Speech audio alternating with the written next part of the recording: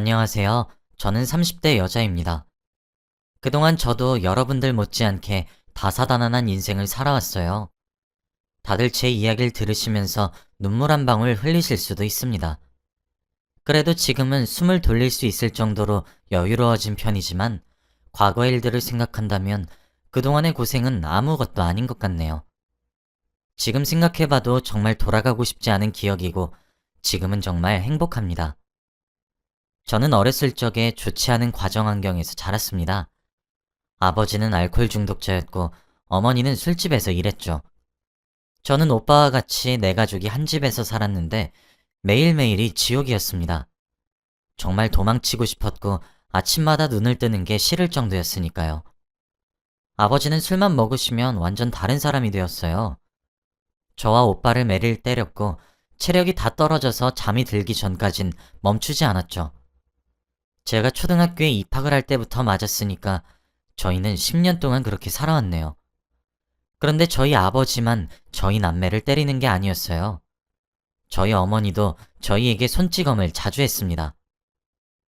아버지는 하루 일과 중에 스트레스 받는 일이 있으시면 저희 보고 종아를 거두라고 했죠.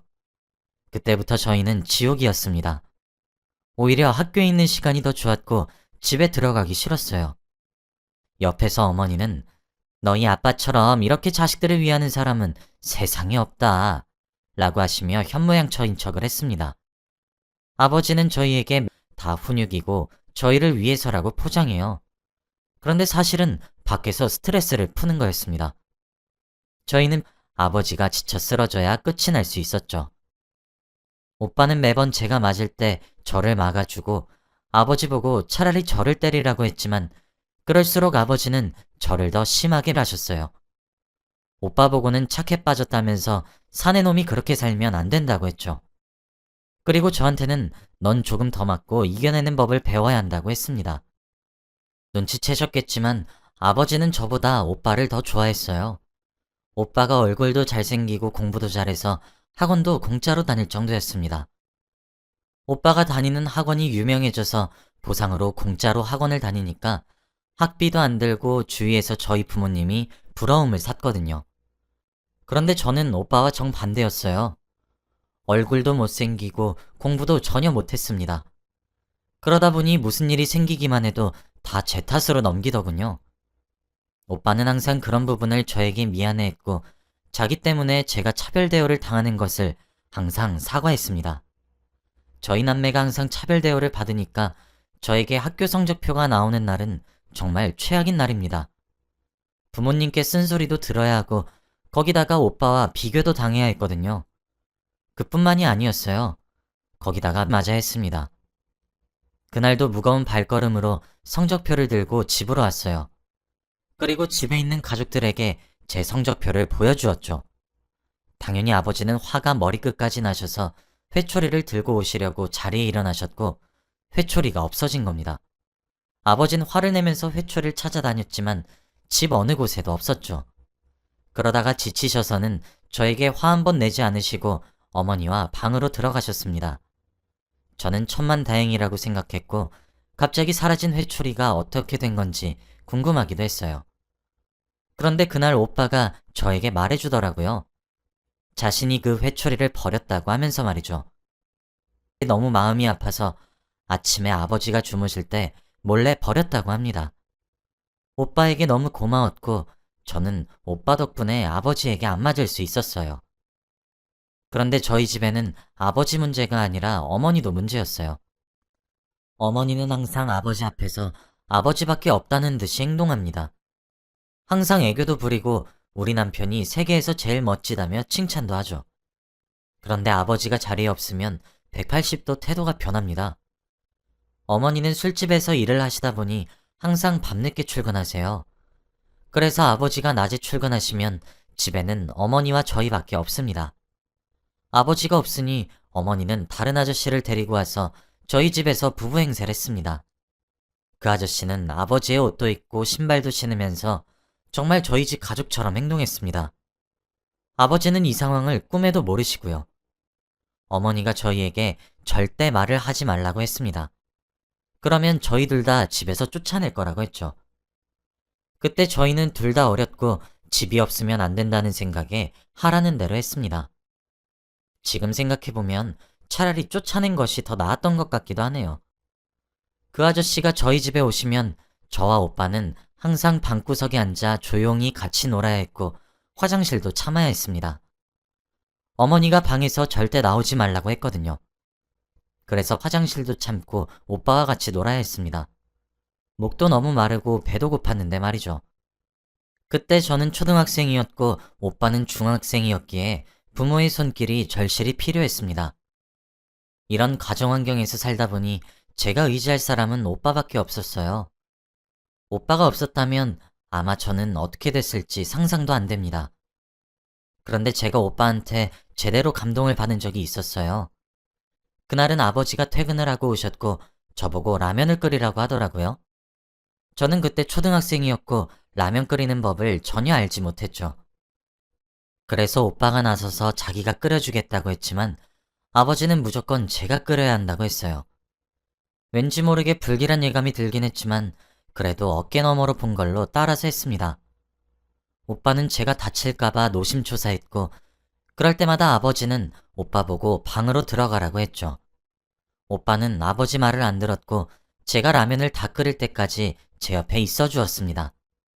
그리고 제가 끓인 라면을 아버지께 드렸고 아버지는 한 입 드셨죠. 저는 걱정 반 기대 반으로 아버지가 할 말을 기다렸는데 순간 아버지의 미간이 찌푸러졌습니다.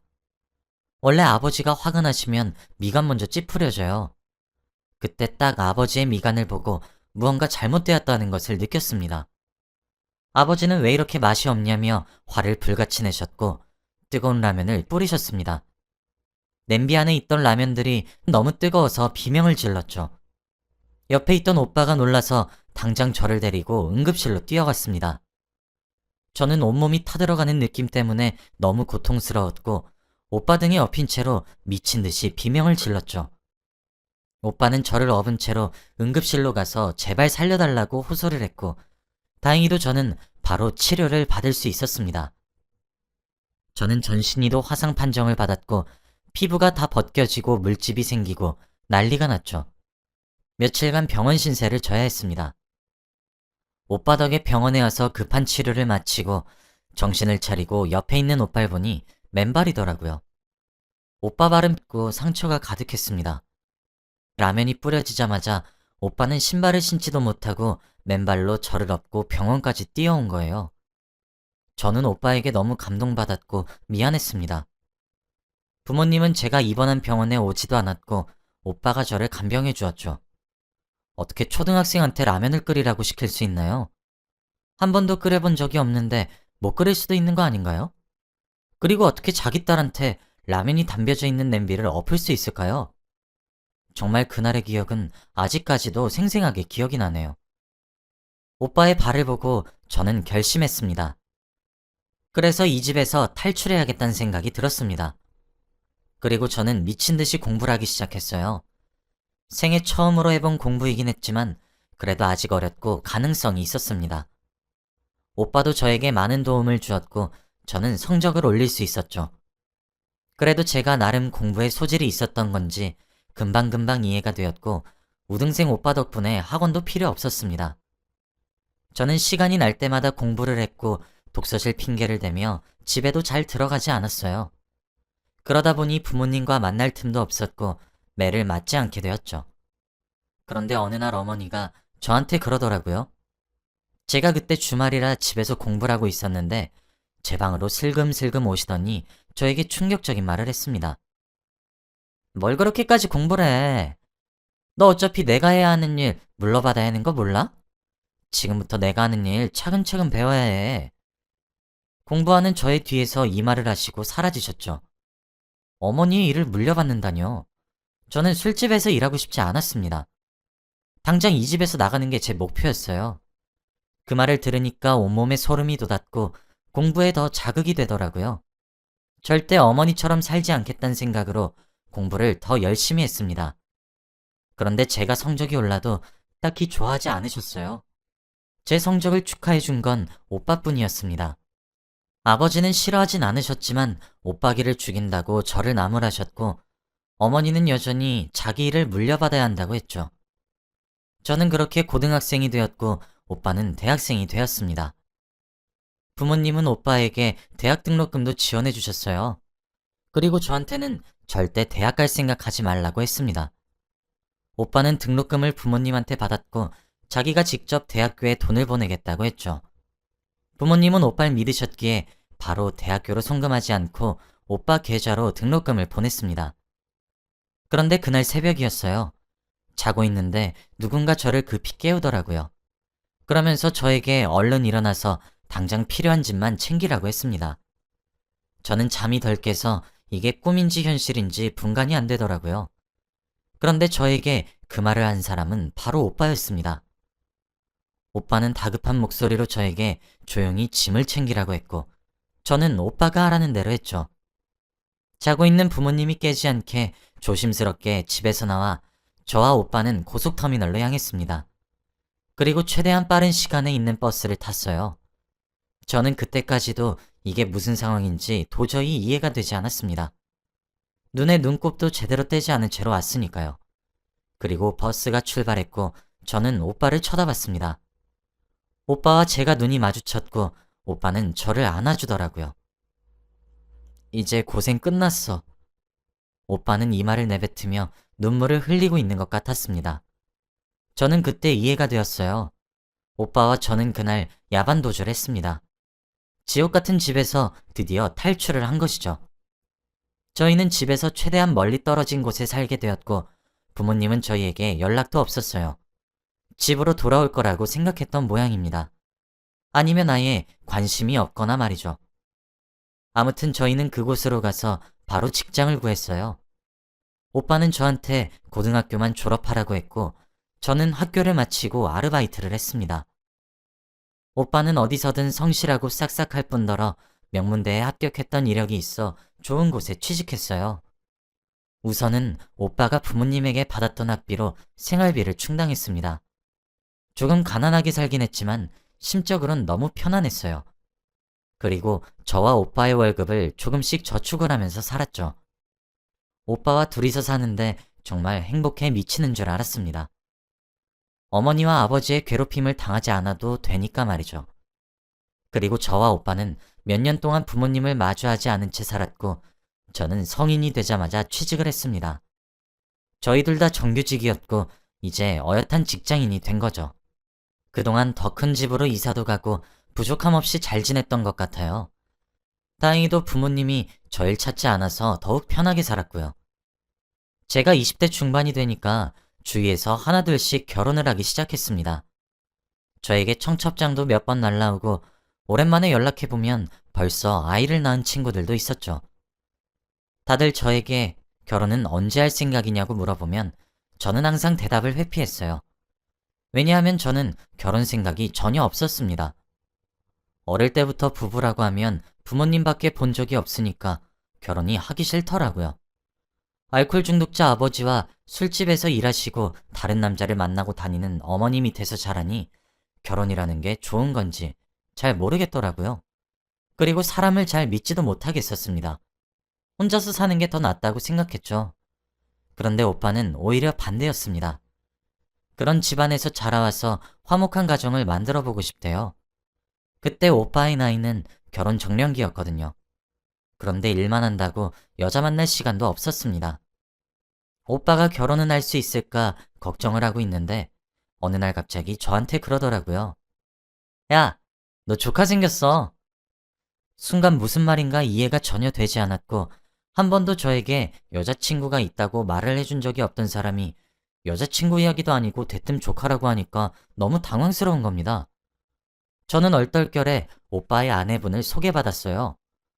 둘은 혼전 임신으로 아이가 생겼고 아이를 낳은 뒤 혼인신고를 하겠다고 했다네요. 만난 진 얼마 안 되었지만 오빠가 그 여자를 좋아하는 건 눈에 훤히 보였습니다. 그리고 임신을 하는 동안 저희 집에서 지내기로 했어요. 새언니가 될 사람은 착해 보이기도 했고 저에게 잘해주셔서 허락했습니다. 저는 일이 바빠서 집에 잘 안 있는 사람이기도 했고 어차피 아이를 낳으면 한 집에서 지내야 하니까 미리 같이 지내는 것도 좋다고 생각했죠. 새언니와 처음에는 너무 어색하고 대화 한마디도 하지 않았습니다. 오빠의 여자친구로 소개받아도 친해지기 어려울 것 같은데 갑자기 우리 가족이 된다고 하니까 너무 당황스러웠거든요. 그래도 어색함을 조금씩 풀어가면서 친해지고 있었습니다. 새언니는 배가 점점 불러왔고 얼마 지나지 않아 왕자님을 출산했어요. 생애 처음으로 조카를 보는데 정말 신비로운 존재였습니다.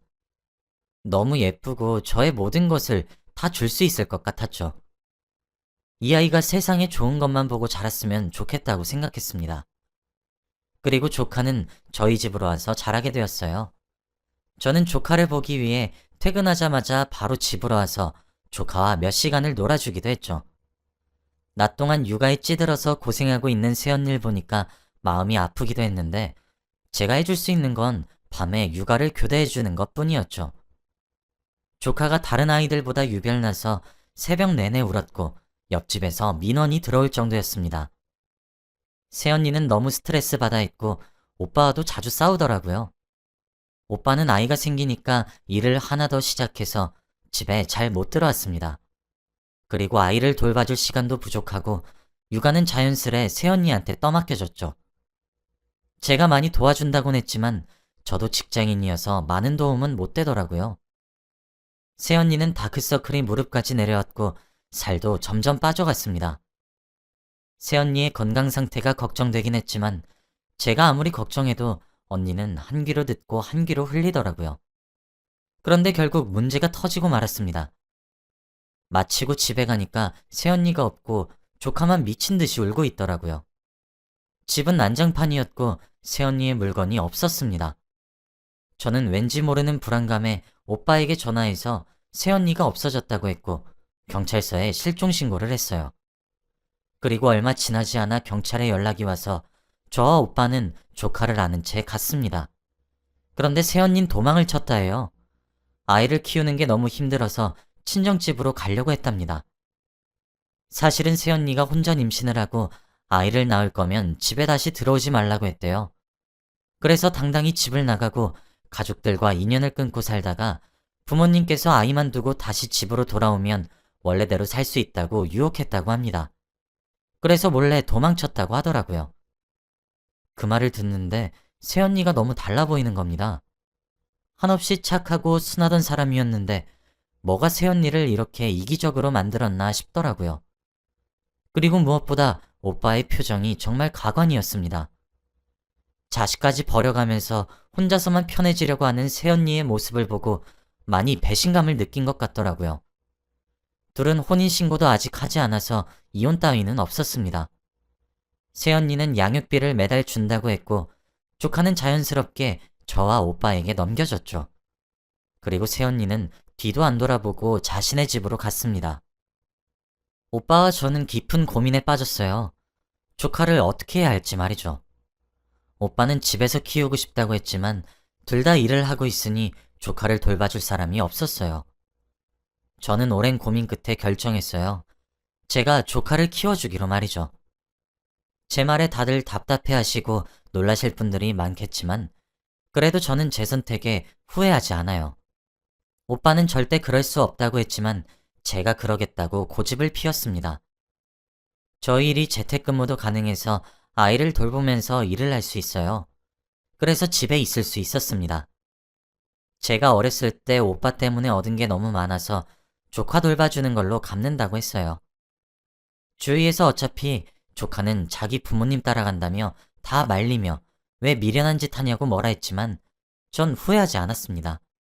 저는 조카를 돌봐주게 되었고 처음엔 너무 힘들었지만 그래도 사랑스러운 조카를 보면서 다시 의지를 불태웠죠.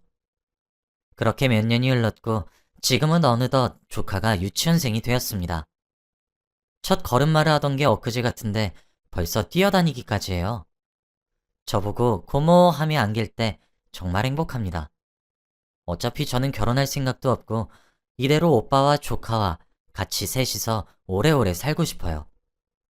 제 선택에 후회는 전혀 없습니다. 그리고 조카가 학교에 입학하고 성인이 될 때까지 좋은 고모가 되는 게 제 목표예요. 제 이야기는 여기까지입니다. 들어주셔서 감사합니다.